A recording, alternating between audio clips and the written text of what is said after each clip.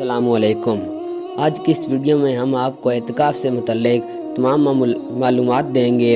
امید ہے کہ اس ویڈیو کے آخر تک عورتوں کے اعتکاف کے متعلق آپ کے تمام سوالات دور ہو جائیں گے، تو ہمارے ساتھ رہیں اور ہم آپ کو اس کے بعد یہ بتائیں گے کہ اعتکاف کی نیت کیسے کریں اور اعتکاف کی نیت کیا ہے۔ تو چلیں دوستو، ویڈیو کی جانب بڑھتے ہیں۔ اعتکاف گھر میں ادا کرنا چاہیے یا مسجد میں؟ کچھ علماء کا کہنا ہے کہ اعتکاف صرف مسجد میں ہی ادا ہوتا ہے، اور کچھ کا کہنا ہے کہ عورتیں گھروں میں اعتکاف ادا کر سکتی ہیں۔ دونوں طرف مضبوط دلائل ہیں، کسی بھی رائے کو مسترد نہیں کیا جا سکتا۔ مختصراً ہمارے ہاں سبھی میں فقہ حنفی کو فالو کیا جاتا ہے، اسی لیے خواتین گھروں میں اعتکاف ادا کر سکتی ہیں۔ یہ بات تو کلیئر ہو چکی ہے کہ عورتیں گھروں میں اعتکاف ادا کر سکتی ہیں، لیکن گھر میں کس جگہ اعتکاف ادا کرنا چاہیے؟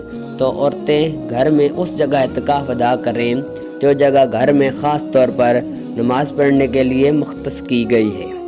اگر آپ کے گھر میں نماز پڑھنے کے لیے کوئی خاص جگہ مختص نہیں، تو آپ کسی بھی صاف ستھری جگہ پر اعتکاف ادا کر سکتے ہیں۔ عموماً جہاں آپ نماز پڑھتے ہیں، کوشش کریں کہ اسی جگہ کو اعتکاف کے لیے مختص کریں۔ پھر اعتکاف کی کچھ شرائطیں۔ اعتکاف کے دوران اپنی مختص کردہ جگہ کو غیر ضروری کام کے لیے نہیں چھوڑ سکتے۔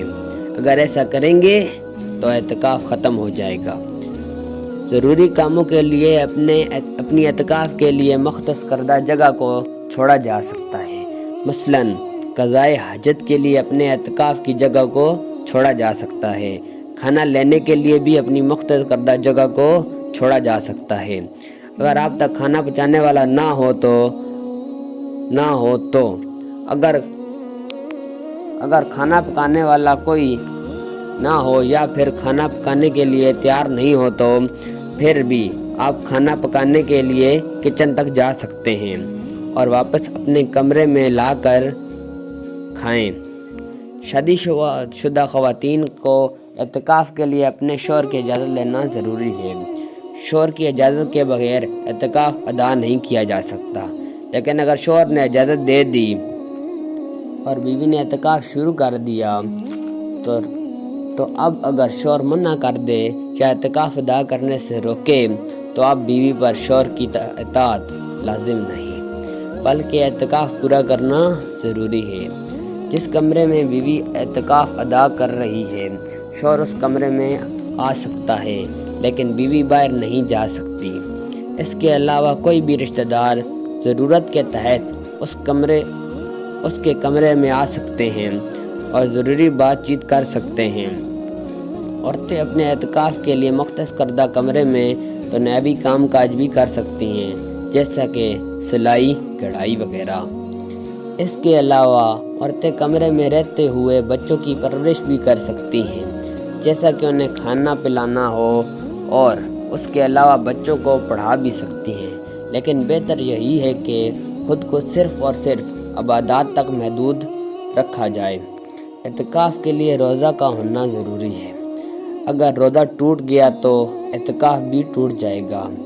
تو خواتین جب بھی رمضان آخری 10 دنوں کے اعتکاف کا اہتمام کریں تو انہیں اپنی تاریخیں معلوم ہوں اور انہیں یہ اطمینان ہو کہ ان 10 دنوں میں وہ پاکی کے ایام میں رہیں گی، اور اس بات کا پہلے سے اہتمام لازمی کریں۔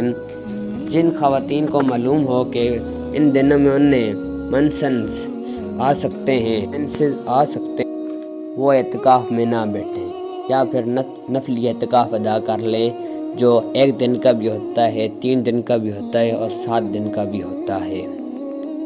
اب بات کرتے ہیں کہ اعتکاف کی نیت اور دعا۔ اعتکاف کی دعا یہ ہے: بسم اللہ دخلت و الیہ توکلت و نویت سنت الاعتکاف۔ اللہ کے نام لے کر میں داخل ہوا اور اس پر میں نے بھروسہ کیا اور میں نے سنت اعتکاف کی نیت کی۔ اعتکاف کی نیت یہ ہے: نویت سنت الاعتکاف، میں نے سنت اعتکاف کی نیت کی۔ اعتکاف میں کچھ ایسی چیزیں ہیں جن کا خیال رکھنا ضروری ہے۔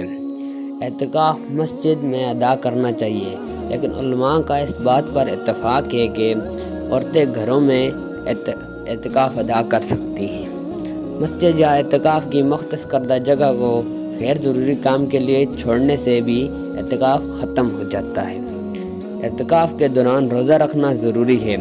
اگر کوئی ایسی بیماری نہیں جس کے پاس روزہ رکھنے میں کوئی مشکل درپیش نہ ہو، اعتکاف کے دوران غیر ضروری گفتگو سے منع کیا گیا ہے۔ اگر دنیاوی معاملات کو ڈسکس کیا جائے تو اس سے بھی اعتکاف ختم ہو جاتا ہے۔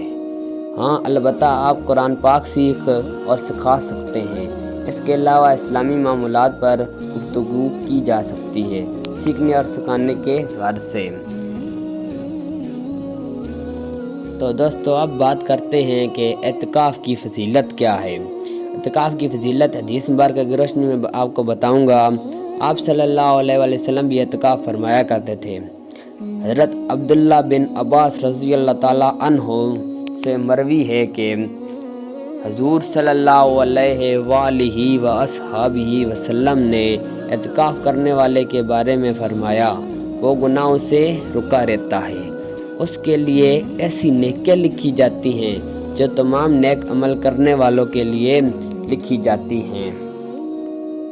حضرت عبداللہ بن عباس رضی اللہ تعالیٰ عنہ سے روایت ہے کہ حضور نبی اکرم صلی اللہ علیہ وآلہ وصحبہ وسلم نے فرمایا، جو شخص اللہ تعالیٰ کی رضا کے لیے صدق و خلوص کے ساتھ ایک دن اعتکاف بیٹھے، اللہ تعالیٰ اس کے اور دوزخ کے درمیان 3 خندقوں کا فیصلہ فرما دیتا ہے۔ ہر خندق مشرق سے مغرب کے درمیانی فاصلے سے زیادہ لمبی ہے۔ حضرت عبداللہ بن عباس رضی اللہ تعالیٰ عنہ سے روایت ہے کہ حضور صلی اللہ علیہ وآلہ وصحبہ وسلم نے اعتکاف کرنے والوں کے بارے میں ارشاد فرمایا، وہ گناہوں سے کنارہ کش ہو جاتا ہے اور اسے عمدن نیک اعمال کرنے والی کی مثل پوری نیکیاں عطا کی جاتی ہیں۔